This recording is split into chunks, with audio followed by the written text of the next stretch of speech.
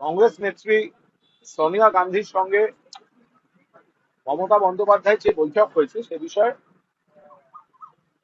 কোনো মন্তব্য করব না, কারণ দুজন শীর্ষ নেত্রী বর্তমান পরিস্থিতি নিয়ে আলোচনা করেছেন। সেখানে আলাদা করে এই মুহূর্তে এখান থেকে কোনো মন্তব্য করার কোনো অবকাশ নেই।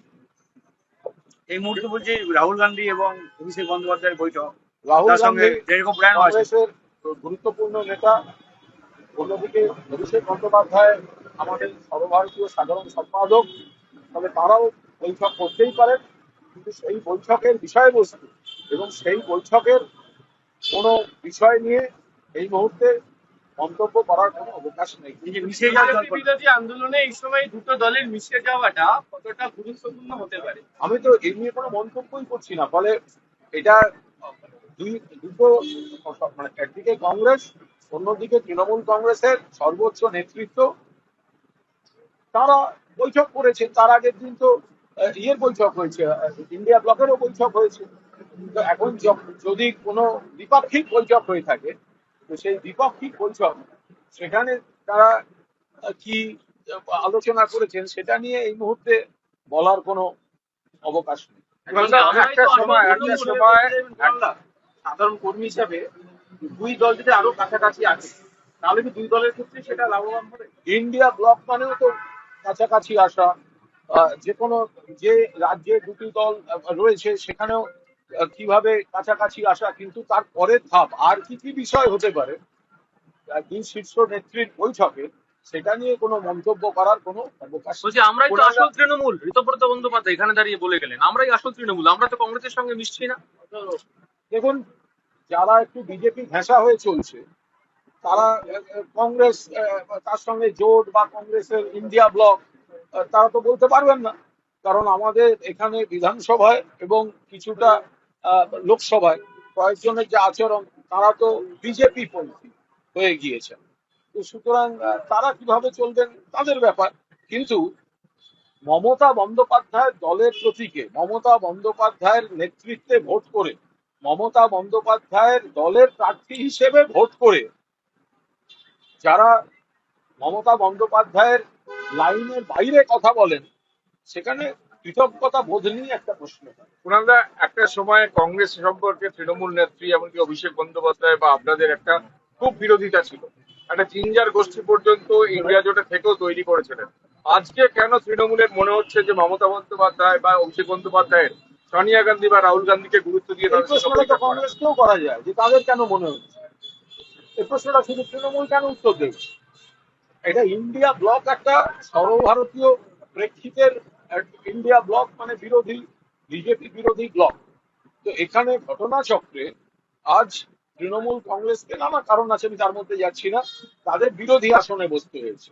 আবার অন্যদিকে 2014 সালে নরেন্দ্র মোদী যখন ক্ষমতায় এসেছিলেন তখন থেকে শুরু করে এখনো পর্যন্ত কংগ্রেস যদি শক্তিশালী ভূমিকা পালন করতে পারত দিল্লিতে, এবং যে যে রাজ্যগুলোয় কংগ্রেসের উপর মূল দায়িত্ব ছিল বিজেপিকে প্রতিরোধ করা, সেটাও যদি কংগ্রেস যথাযথভাবে সবকটি তাদের এলাকাগুলোয় পালন করতে পারত, সেক্ষেত্রে হয়তো সর্বভারতীয় ক্ষেত্রে বিজেপি খানিকটা আরো অনেক, যে অবস্থায় আছে তার থেকে অনেক পিছনে থাকতো। ফলে এখন এগুলো ময়না তদন্ত কতটা কি সেগুলো সব আলাদা বিষয়, তাদের বিষয়। ফলে এটা কংগ্রেসেরও নিশ্চিতভাবে, কংগ্রেস যদি আগে শক্তিশালী থাকতেন এবং ভূমিকা পালন করতেন, তাহলে বিজেপি আজ কেন্দ্রীয় সরকার বা বেশ কিছু রাজ্যে তারা সরকার করে থাকতে পারতো না। আবার ঘটনাচক্রে আমরাও আজ বিরোধী শিবিরে এসেছি। ফলে এই এই বিষয়ে এটা, এই প্রশ্নটা শুধুমাত্র তৃণমূলকে কেন শুনতে হবে, এই প্রশ্নটা তো কংগ্রেস তো যে পরিস্থিতিতে একটা ইন্ডিয়া ব্লককে একটা শক্তিশালী করার যে আলোচনাটা চলছে, তারপর কি কি আলোচনা চলছে বা চলছে আদৌ কিনা সে বিষয়ে কোনো মন্তব্য করছি না। জানা যাচ্ছে স্বীকার করেননি। না না, ওটাটাই তো, এই যে বিজেপি বিধানসভায় যারা ভাঙছেন এবং লোকসভায় যারা ভাঙছেন, এরা তো বিজেপির হাত শক্তিশালী করছেন, বিজেপির পরামর্শে করছেন। এদের দেখুন সব বিজেপি কানেকশন বেরিয়ে যাচ্ছে। আপনি বিধানসভায়ও দেখবেন দিল্লি গিয়ে কে দাঁড়িয়ে আছে, বঙ্গভবনে গ্যারেজে মুখ্যমন্ত্রীর সঙ্গে দেখা করবেন। এখানে স্পিকারের ঘরের সামনে দাঁড়িয়ে আছেন, মুখ্যমন্ত্রী আর স্পিকার রয়েছেন, তারা গিয়ে দেখা করবেন। দিল্লিতে দেখুন মুখ্যমন্ত্রী তাদের মিটিংয়ে চলে যাচ্ছেন, এখানকার সাংসদরা বিজেপির নেতার বাড়িতে, ফলে গোটাটাই এরা তো বিজেপির পৃষ্ঠপোষকতায় গোটা বিষয়টা চলছে। তো ফলে তৃণমূলের টিকিটে জিতে, তৃণমূলের কর্মীদের ঘাড়ে চেপে জিতে এরা যাচ্ছেন হচ্ছে বিজেপির মনোরঞ্জন করতে। এটা সংখ্যার বিষয় নয়, গোটাটাই কৃতজ্ঞতা বোধ এবং মূল্যবোধের বিষয়। যত বড় সংখ্যা হোক, চান না নিজের এলাকায় কর্মীদের ডেকে একটা আনুষ্ঠানিক কর্মী সভা করুন না, বলুন না যে আমি বিজেপির হাতে তামাক খেতে যাচ্ছি, কর্মীদের মতামতটা একবার নিন। দাদা, বিরোধী দলনেতা বলেছে আপনার কোনো কথার উত্তর দেবেন না, তার সময়ের অনেক দাম আছে। আমি তো চাইও না, মানে আমি কেন ইয়ে দরকার, কারণ একটা বেসিক্যালি দুটো দল থেকে বিতাড়িত, সিপিএম থেকে বিতাড়িত, তাহলে তো দুদিন বাদে দেখা যাবে আমি সিপিএম এর কথার উত্তর দিই না, এখন বলবে আমার কথার উত্তর দিই না। আরো যদি কোনোভাবে বিজেপিতে ঢুকতে পারে তাহলে ওরা হ্যাট্রিক হয়ে যাবে, বিজেপি থেকে বহিষ্কার, তখন বলবে বিজেপির কথা। কোন কথাটার উত্তর দেবেন, কোন কথাটা? আমি তো কোনো ব্যক্তিগত কথা বলছি না, তৃণমূলের টিকিটে, মমতাদির টিকিটে জিতে এসে গোপনে উল্টো কাজ করা হচ্ছে। তো এটার উত্তর তো তাকে মানুষের কাছে দিতে হবে, আমার কাছে দিতে হবে না। তার এলাকার মানুষের কাছে কর্মী সভা ডেকে দিন। ওনার ওনার ওনার সময়ের দাম তো থাকবেই, তার কারণ উনি যখন যে দলে থাকেন, যে দল থেকে কোনো একটা প্রতিনিধিত্ব পান, অন্য দলের সঙ্গে লবি করতে উনি বেশি সময় নষ্ট করেন, মানে বেশি সময় দেন। ফলে যখন সিপিএম এ ছিলেন, সিপিএম সরিয়ে দেওয়ার পর তো এই অভিষেক ব্যানার্জির দয়ায় তৃণমূলে এসছে। ঋতব্রত বন্দ্যোপাধ্যায়কে সিপিএম বহিষ্কার করে দেওয়ার পর কি অবস্থা ছিল দিল্লিতে? দিল্লির রিপোর্টারদের একবার জিজ্ঞাসা করবেন, তখন তো তৃণমূল আশ্রয় দিয়েছিল, তৃণমূল তাকে আবার রাজ্যসভায় পাঠিয়েছিল, তৃণমূল আইএনটিটিউসি। আপনি দেখেছেন ওনাকে আইএনটিটিউসির সভাপতি ছিল, হকার উচ্ছেদ নিয়ে একটা শব্দ বলেছে? যারা নিজেদের বিরোধী দলনেতা দাবি করছে কেন্দ্রের পেট্রোল, গ্যাস, ডিজেল মূল্য বৃদ্ধি, হকার উচ্ছেদ, কর্মীদের উপর সন্ত্রাস চলছে, বিরোধী দলনেতা তা নিয়ে একটা শব্দ বলেছে এখানে দাঁড়িয়ে? যিনি নিজেদের বিরোধী দলনেতা মনে করছেন একটা শব্দ বলেছেন? তারা এমন পদ্ধতিতে বিজেপি সাজিয়েছে, সরকার পক্ষেও বিজেপি আর বিরোধী পক্ষে বিজেপির হাতের পুতুল। কেন হকার, কেন এখানে গোপন বৈঠক করতে পারছেন, মুখ্যমন্ত্রীর কাছে যেতে পারছেন, একবার যেখানে হকার উচ্ছেদ হচ্ছে যাচ্ছেন না কেন? যেখানে হকার উচ্ছেদ হচ্ছে সেখানে যাচ্ছেন না কেন? কিসের বিরোধী দল তাহলে? যারা দাবি করছেন আমরা বিরোধী দল, কিসের বিরোধী দল?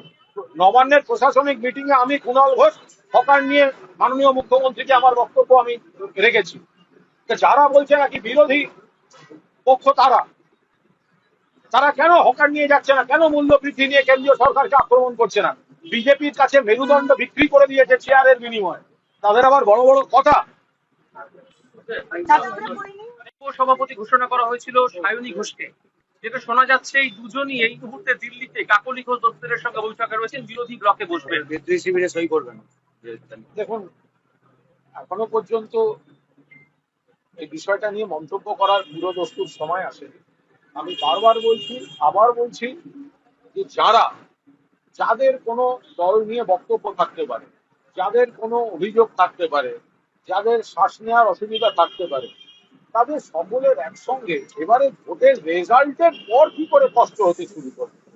ফলে যারা জিতেছেন, বিধায়ক হন বা সাংসদ, মমতা বন্দ্যোপাধ্যায়ের প্রতীক নিয়ে জিতেছেন, মমতা বন্দ্যোপাধ্যায় দলের প্রার্থী হিসেবে জিতেছেন, আমি তো সেদিক থেকে বলবো জহর সরকার, প্রাক্তন সাংসদ, বা সুখেন্দু শেখর রায়, উনি কদিন আগেও রেগেছিলেন, আবার ফিরে এসছেন, আবার ইস্তফা দিয়েছেন, বাট দিনের শেষে ইস্তফা দিয়েছেন, বা সুস্মিতা দেব ইস্তফা দিয়েছেন, এবং অত্যন্ত ওনার বয়ানটাও আমি দেখেছি, খুব সৌজন্যপূর্ণ বয়ান সুস্মিতা দেবের।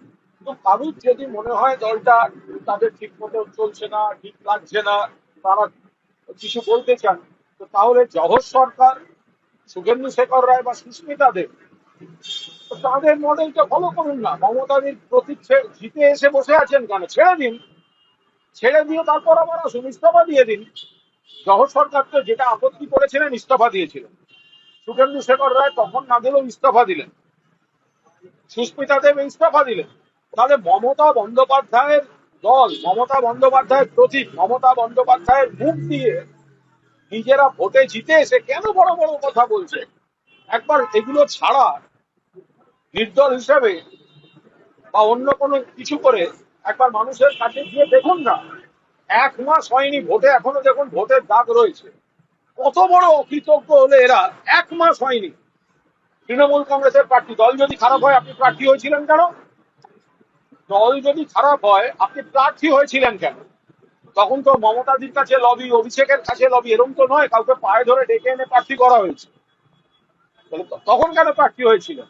আর আজকে আমি আসল, আমি নকল। আরে মমতা ব্যানার্জি আসল, মমতা ব্যানার্জি মুখটাই শেষ কথা। মমতা বন্দ্যোপাধ্যায় মানে তৃণমূল, তৃণমূল মানে মমতা বন্দ্যোপাধ্যায়। মহিলার আগাগোড়া স্ট্রাগলের উপর দাঁড়িয়ে যে দলটা তৈরি হয়েছে, আমরা হচ্ছি তার ফসল। আমি এখানে দাঁড়িয়ে রয়েছি, এই বিধানসভায় এসেছি, আমি তৃণমূল কংগ্রেসের প্রতীকে, মমতা বন্দ্যোপাধ্যায়ের প্রতীকে তৃণমূল কংগ্রেসের কর্মীরা কাজ করেছেন এবং তৃণমূল কংগ্রেসের ভোটাররা, মানুষ ভোট দিয়েছে। আর আমি এখানে এসে দাঁড়িয়ে আমি আসল নকল বড় বড় কথা বলবো? অকৃতজ্ঞ বেইমান না হলে এই কথা বলা যায়। প্রবল খারাপ সময় কিন্তু 2004 সাল, একটা মাত্র আসন লোকসভায়, সেটা দক্ষিণ কলকাতা। মমতা বন্দ্যোপাধ্যায় দিনের পর দিনই দক্ষিণ কলকাতা থেকে জিতে গেছেন দিল্লিতে। এবার সেই দক্ষিণ কলকাতার মালা রায়, বিজেপি কি সেটাকে টার্গেট করে কার্যত ভাবাবস্ত্র? দেখুন, আমি বিজেপিকে, যেমন বিজেপি পিছনে আছে তো বোঝাই যাচ্ছে, কারণ নইলে মিটিং এ বিজেপি নেতার বাড়ি মিটিং হচ্ছে, বিজেপির মুখ্যমন্ত্রী তাদের কাছে চলে যাচ্ছেন। কিন্তু আমি বিজেপিকে পুরো দোষটা আমি দেব না, আমি কিছুতেই বিজেপিকে পুরো দোষটা দেব না। এর আগেও বিজেপি যোগদান মেলা করতেন, আমাদের অনেককে নিয়েছে, স্পেশাল ফ্লাইট পাঠিয়ে লোক নিয়ে গেছিল, এরপরে আমরাও নিয়েছি।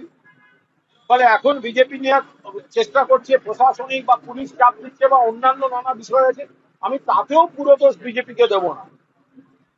যারা যাচ্ছেন, যারা এতদিন মমতা বন্দ্যোপাধ্যায়ের লড়াই, স্ট্রাগলের উপর দাঁড়িয়ে নিজেদের প্রতিষ্ঠা করেছেন, তাদের বিবেক বলে কিছু নেই, তাদের চক্ষু লজ্জা বলে কিছু নেই। যে মহিলার এত দীর্ঘ লড়াইয়ের মঞ্চের উপর দাঁড়িয়ে আপনি নিজের প্রতিষ্ঠা পেলেন, কেউ আমরা ঢুকলাম এই বিধানসভায়, কেউ ঢুকলাম সংসদে, আর আজকে তারা বড় বড় কথা বলবো? আর দ্বিতীয়ত হচ্ছে, আমাদের যারা নেতৃত্ব, তাদের খতিয়ে গোটাটা ভাবতে হবে। তাদের সঙ্গে কি কমিউনিকেশন অনেকটা দূর হয়ে গেছিল? এদের মনের মধ্যে কি চলছে, কবে থেকে হচ্ছে, কি চলছে, সেগুলো নিশ্চয়ই কমিউনিকেশনে রাখা দরকার ছিল।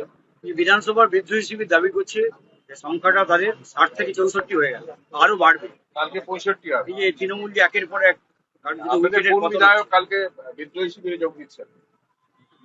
দেখুন, কে দিচ্ছেন কে না দিচ্ছেন আমি বলতে পারবো না, কিন্তু এটা সংখ্যাতত্ত্বের বিষয় শুধু নয়, এর সঙ্গে কৃতজ্ঞতা বোধ, মূল্যবোধেরও বিষয় রয়েছে। তার কারণ, যারা বিধায়ক 1 মাস আগে যারা তৃণমূল কংগ্রেসের প্রার্থী হয়ে জিতে এসছেন, যারা তৃণমূল কংগ্রেসের তারা প্রার্থী, তারা তৃণমূল কংগ্রেসের প্রার্থী, এবার সেখানে দাঁড়িয়ে তৃণমূল কংগ্রেসের বিধায়ক, তারাই 1 মাসের মধ্যে তাদের এত কষ্ট, এত অভিযোগ, এটা একটা কৃতজ্ঞতা বোধ থাকবে তো সেই নেত্রীর প্রতি। আপনি তো নির্দল জিতে আসেননি, আপনি তো একা একা আসেননি, আপনি তো এসছেন মমতা বন্দ্যোপাধ্যায়ের দলের প্রার্থী হিসেবে। 1 মাস হয়নি, এক মাস হয়নি, আপনারা চলে যাচ্ছেন, যাবেন। তবে আমাদের একটাই কথা, আপনি এসছেন তৃণমূলের প্রতীকে, আপনার ভোট করেছে তৃণমূলের কর্মীরা, আর ভোট দিয়েছেন মমতা বন্দ্যোপাধ্যায়কে সমর্থনকারী মানুষ। ফলে আপনারা এখানে ব্যক্তিগত সিদ্ধান্ত নিয়ে নিজেদের লাভ ক্ষতির অঙ্কে, নিজেদের সমীকরণে আপনারা যে চেঞ্জ করছেন, আপনার এলাকায়, নির্বাচনী এলাকায় যান, তৃণমূল কংগ্রেস কর্মীদের নিয়ে কর্মী সভা করুন। বিরোধী